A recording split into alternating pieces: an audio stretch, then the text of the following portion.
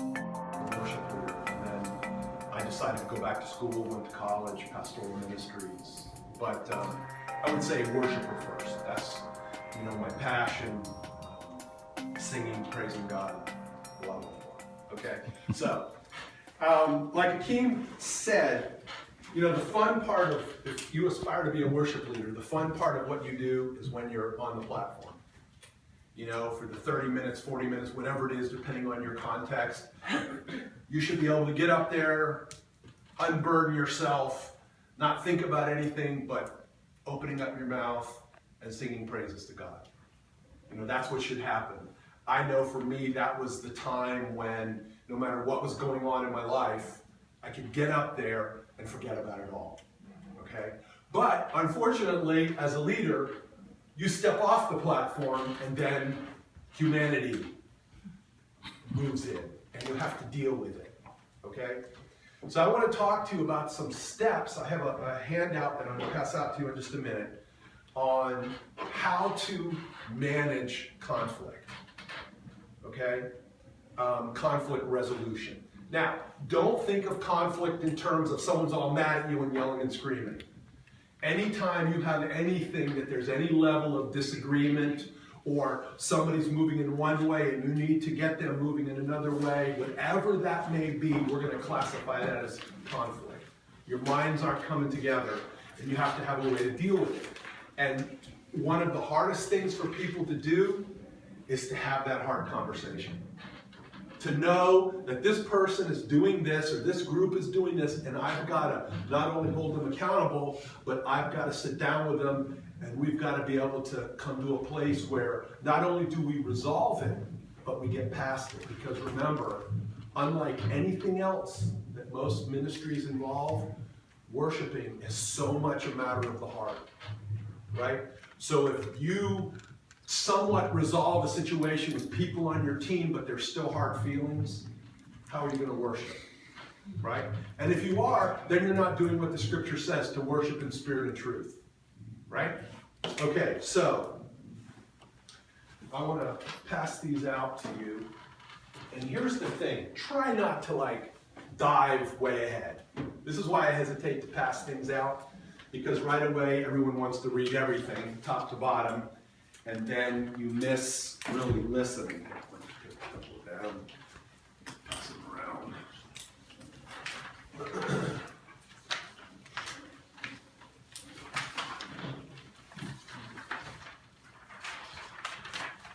Jenny, there should be. Okay, did everyone get one? I need one.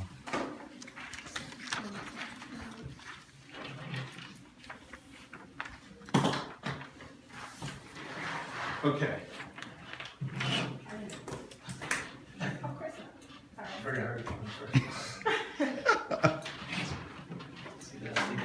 Here, keep two of them, just in case. All right. Here, keep two of them, just in case. All right, conflict resolution. All right, before we jump into it, I don't know how much time, Ahkeem, how much time do we have?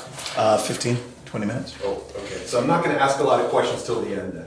Usually I would be engaging you all along the way, but since we don't have time. All right, so conflicts.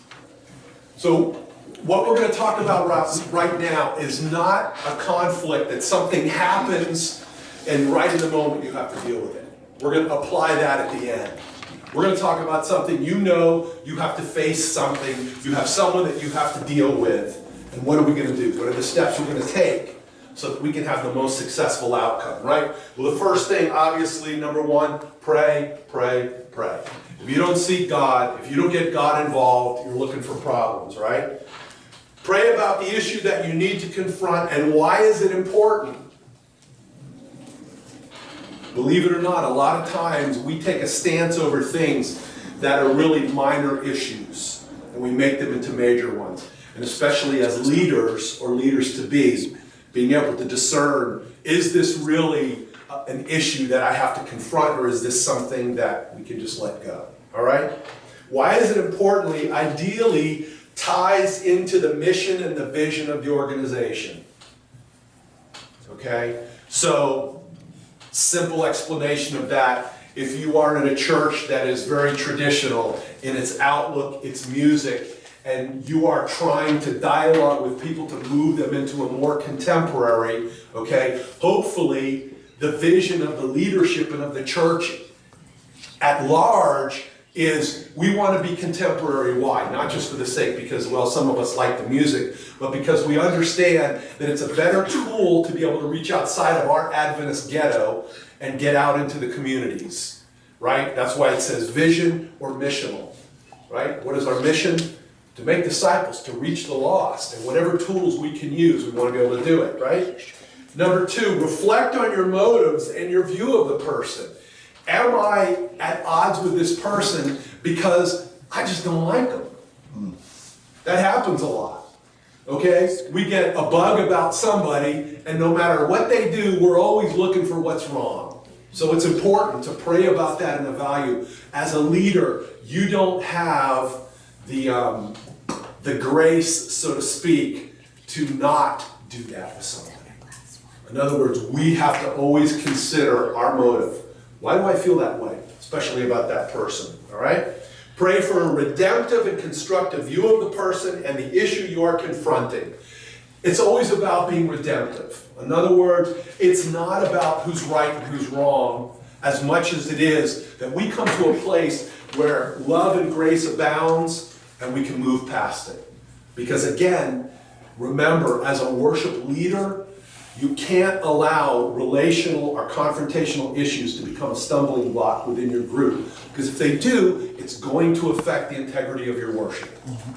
Okay? It's really important. All right, so we have a thing called an opening statement. And you're thinking, wow, really? All right? But let me tell you something. How much better you will be at this if you spend the time to take these steps when you have to face these problems, right? Write your opening statement, practice it, saying it out loud. Listen, the idea is it's 60 seconds or less. In other words, the opening statement, we give you an example, right? I need to bring something up that I really want to resolve well. Do you see that? I want you to notice that right from the beginning, everything that we're saying is positive, positive, positive. Because chances are, if you call someone and say, look, we have to meet, we have something we have to discuss. If you say we have a problem, we have an issue, they're going to come with their guns pulled out and they're ready for an argument. And we don't want an argument. So it's, okay, I need to bring something up that I really would like to resolve well for our sake and for the sake of the team, for the sake of our worship ministry, right? For the sake that we're both a part of that ministry. Then you want to share something that you respect the person for. This has nothing to do with what we're going to actually talk about, but it may even be something simple like, I really value how I see you so committed to this ministry. You just have a real heart and a passion for this ministry. It has nothing to do, but again, we want to set this up so that we're going to be able to have an effective conversation, not one that's getting clouded by negative and emotion, right? So there's an example, Steve, blah, blah, blah, blah. Okay, then, please let me share some opening thoughts that will take about a minute. From there, I would love for us to have a good conversation and ideally find some creative solutions. Okay? So that's what we're setting up. We want to let them know, here's what to expect. Okay? We want to have a good conversation. We want to find some solutions to whatever it is that's come in. All right? Number 3, name the issue. Describe it in a distilled manner. Okay? In other words, you don't want to like go on and on and on and on and on and on and on, because people can't process that. As soon as you go on more than a few sentences, you've lost them. Don't you know how that feels, right, for you? Someone starts talking to you and goes, you do this and you do that, and by the time your eyes glaze over and you're, okay? Short, here's the issue, okay?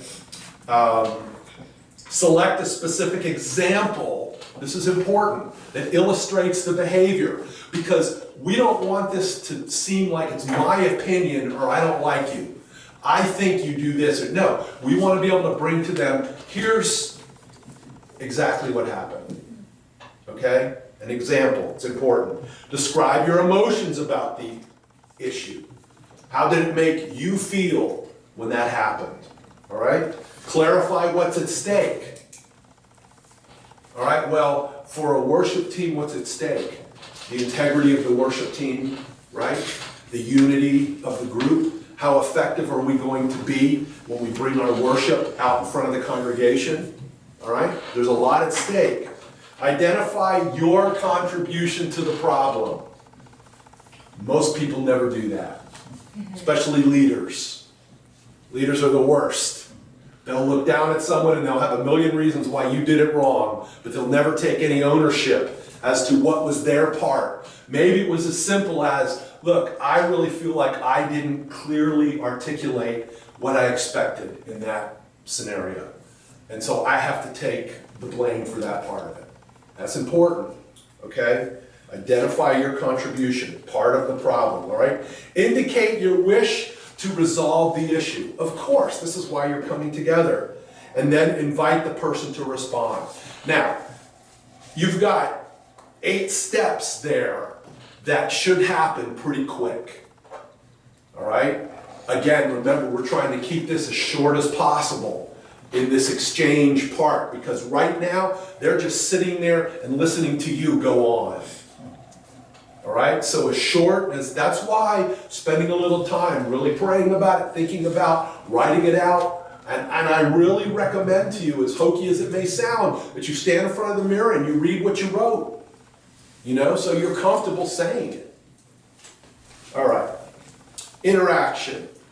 Inquire into their view, okay? Now, how many of you have ever heard of the term active listening? Okay, you guys talked about that, active listening? Right, active listening, where you're paraphrasing back, not parroting, right?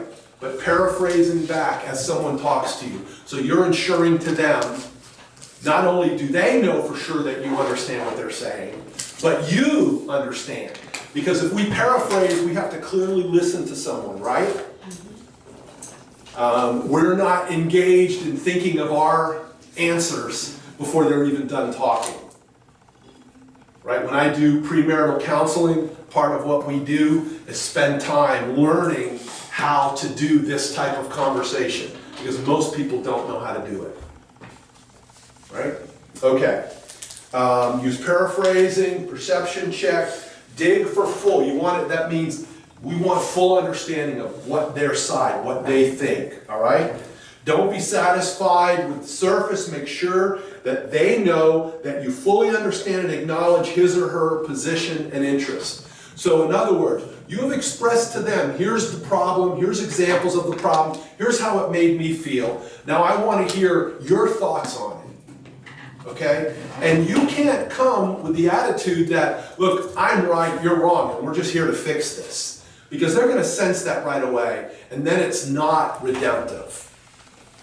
The idea is for them to know that you care about them, and you're here to resolve something. All right? Resolution. After they've expressed their feelings, now we come to a place of, okay, what have we learned? What I think, what you think, and where are we now as a result of this? Have we found any common ground? Have we found a place that we can compromise, that we can come to an understanding? Okay, I understand why you feel that way. Do you understand my position? Okay? What's needed for resolution? How can we move forward from here? And don't be afraid to ask the question. Don't feel like because you're in the leader position, you have to be the one that comes with the answer. It's very, very helpful to them. And it's respectful to them to say, well, what do you think a good resolution to this would be? Right? Isn't that how you would want someone to manage it with you? Make an agreement and determine how you hold each other responsible for keeping it. Okay? But now I want you to catch what's in parentheses. The burden for this is in a superior-subordinate relationship falls more on the superior. Okay? So you as the leader carry the burden of responsibility to make sure that whatever you guys have agreed on in this discussion, that you're the one that's following up to make sure that it happens. Even if they had a bunch of action steps as a result of the discussion, okay, you're going to now take care of these things, this and this and this. You gotta make sure you've taken notes along the way, somewhere afterwards, or reminders so that you can come back periodically and check in with that person. Because that's gonna really validate them, and it's gonna make sure that whatever the issue was is not gonna come back again, right? All right. So that's the worksheet. Now, here's the other part of it. Remember I said when I started that this is assuming that you have a scenario, that you have time to step away from it, to pray about it, to prepare yourself. What happens when you don't have the time? Okay? What happens if you're in the middle of a rehearsal and all of a sudden things start to degenerate? Okay? Attitudes start flying or whatever, and you're the leader, you're the one responsible to manage what's going on. How do we even begin to apply any of this in that scenario? Or can we? This is the question and answer part of it. What do y'all think? I think you may not have a chance to rehearse, but you could definitely still try to clarify and be very tactful as to how you approach the situation. Okay? You're gonna have to take a few minutes, like in the middle of the rehearsal, you have to pull them or that person aside and just go through the steps like real quick, where it's like name the issue, what's going on, like tell them how it can be fixed, you know, the whole. I can't really read. Yeah, no, I got you. Go through the whole steps with them and then see if you can come back and finish rehearsal or finish what you. Okay, so what do you think? Do you think you should, in the midst of rehearsal, should you stop the rehearsal to deal with one person, take them to the side while everyone else stands around and go, no, that was It depends on the severity of the offense. Yeah. It depends, because there have been times where I've had to stop rehearsal because the offense was so bad that if everyone saw it and knew that it could continue, then everyone would be affected by it. And so there have been times where I've had to say, all right guys, we're gonna shut it down for a few minutes while I go fix this, talk amongst yourselves, go take a potty break. Yeah, I think that's. Yeah, that's usually what you do in rehearsal. I mean, you have to have a break in rehearsal because it's focused. If you want to manage your time effectively, you have to prepare that rehearsal where everyone knows exactly what they're supposed to be doing when chaos happens. At least in our church, when chaos happens, we're like, okay, you know what? We need a water break or potty break for a second, and then we try to, whatever the issue is, kind of resolve it among those that are having the discussion. Whether it's a different key, what key I like this key better. You know what I mean? I think it still comes back to tact though, because nobody wants to hear, okay, everybody take a break, I need to speak to you. You know, I think, well, I mean, that's not a good look. I think what's worse is if people continue in that same attitude. So I think it would be better to stop it as it's happening and then have everyone, I mean, we take 5-minute breaks all the time, you know, like I think it's better if we just say, all right, let's take a 5 real quick, you guys, blah, blah, blah, and as that person's walking out, hey, can I talk to you for a second? Just want, just a quick minute. And then you try and go through this as quickly and tactfully as possible. But I think having a break is not that bad. Because I'd rather have a break than to feel that tension still there, if you don't fix it right away. I think the break is necessary because you need to find out what the issue is immediately. That's the problem. Sometimes people don't appreciate. Okay, hold it, over here. It's fine. Also, I think it's because you have to make sure, as like, if you're a teacher and one student doesn't get a class, you kind of have to set the tone and example to know that it's not going to be allowed to tolerate in the classroom setting. So if you bypass that and ignore it for 30 minutes, it gives the students a chance to talk about it, form a perception about it, and then before you know it, the entire class is repeating that same behavior. So as the best, even though it's a distraction, it's an interruption, pull that student aside, in this case, the praise and worship member. Pull them aside and talk to them really quick, and then go back to worship. Okay. Anyone else? No? Okay, so here's my thoughts on it. All right, first of all, pray. The number one thing applies no matter what. Okay? If things start getting weird, the first thing is God give me the strength and the grace and the peace to manage this well. Okay, that's the first thing you want to do. All right? As far as do you stop rehearsal, do you pull? Okay, my feeling is that from the very beginning you have to set a tone that, okay, we are adults. All right, with your worship team. And you have to express that, look, there are going to be times, because we're human beings, that we're going to get, friction. It's going to happen. all right? But for the sake of a couple things, for the sake of unity, for the sake of being the most diligent with our time, unless something is so completely out of control, we're not gonna stop necessarily to like deal because you may be upset about one small thing, okay? And we have to have that agreement going into it, that everyone understands that this is how we're gonna manage things. And what that means is that after the fact, you and I are gonna go to sit down and have a talk, okay? But I feel that it's extremely unprofessional, all right, for both the leader or the people that are part of the worship team to be so focused on themselves that they have to stop and everyone else has to suffer so that you can go deal with one issue. Okay, that's just my opinion. Everyone has different styles and everything. But I think that kind of style is something that you have to set from the beginning if you're a leader. You have to be real clear about your expectations. You have to be real clear that this is how we run a rehearsal.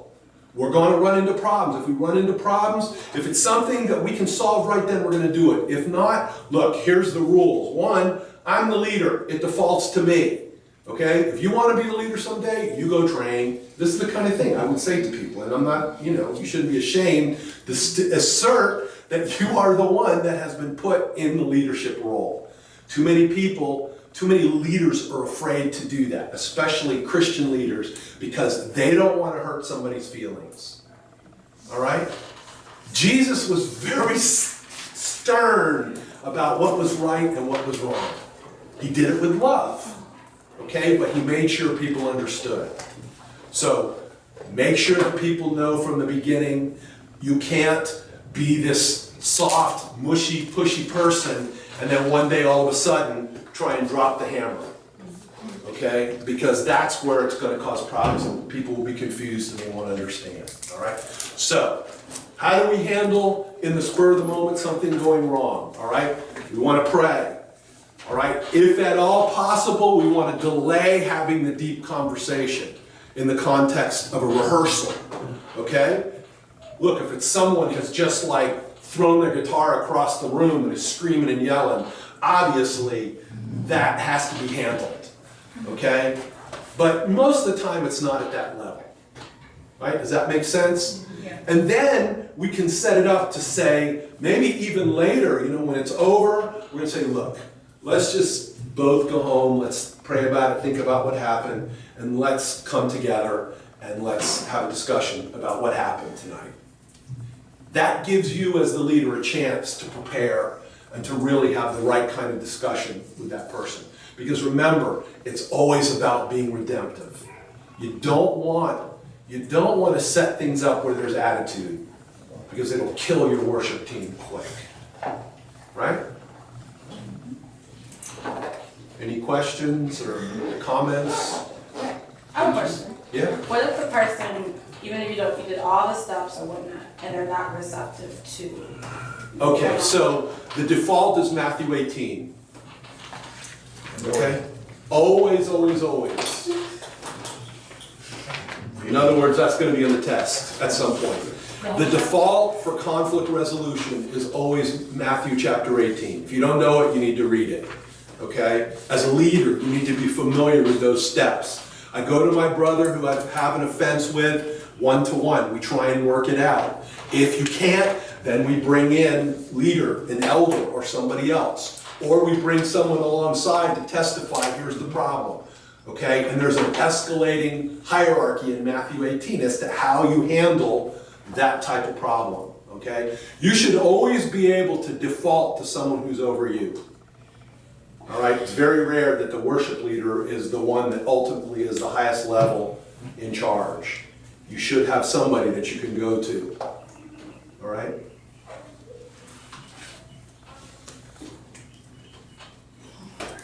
Anyone else? Pastor, Yes, you mentioned that active listening is not a skill that everyone has. And paraphrasing what you were talking about with a person, can you give an example, like for people to see exactly what you mean? What you just did. Yeah. All right. So here's active listening. Here's the idea behind it. Okay. If you're having communication with somebody, Two things we don't want to do. One is we don't want to talk so long that at some point, like I was doing over here, you just glaze over. All right? Communicating is one, it always falls on me. If I'm the one trying to bring something across, if they understand or don't understand, it's not their problem. How many of you are teachers? Any of you school teachers? Okay, so you understand this. If the student doesn't learn, whose fault is it? Is it the student's fault because they're stupid? Okay? Or is it the teacher's fault because that particular child has a unique set of skills that you need to work with? If you've gone through school about teaching, it's one of the things that, 7 laws of a learner, 7 laws of a teacher. You go through that stuff and you learn. Is it always easy? No. So in active listening, active communication, it is managing the length of what you say, okay? And then repeating, paraphrasing back to the person. So if we're having a dialogue, okay, and I would say something like, I really think that this song, look, in spite of what you think, I think this song works way better at a slower tempo. All right? You simply would say to me, you think the song works better slower. Right. It's not parroting, it's paraphrasing. And it's important because it slows the conversation down. If people are getting emotional, active listening and paraphrasing in it automatically slows it down. It gets you focused on really listening to what they have to say. Are you really hearing me, or are you preparing an argument while I'm in mid-speak, which is what most people do. Okay? I'm thinking about how I'm going to defend my position before you've ever clearly articulated it. Right? So this idea of being engaged, I can't emphasize to you guys how important it is as a leader to develop listening skills. And look, I'm 57 years old, I've been pastoring since '88.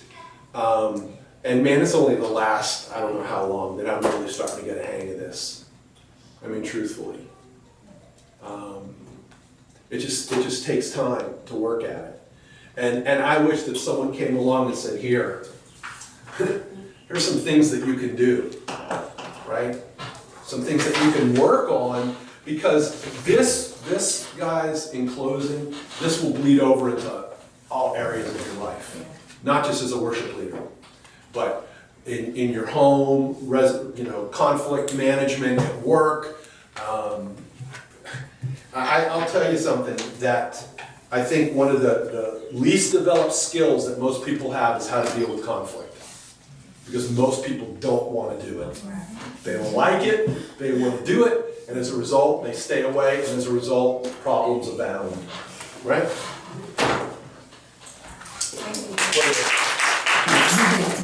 Pastor, thank you so much.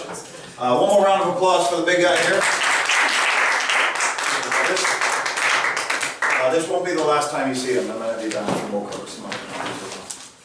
Peace out. Good Good night, everybody. Good night.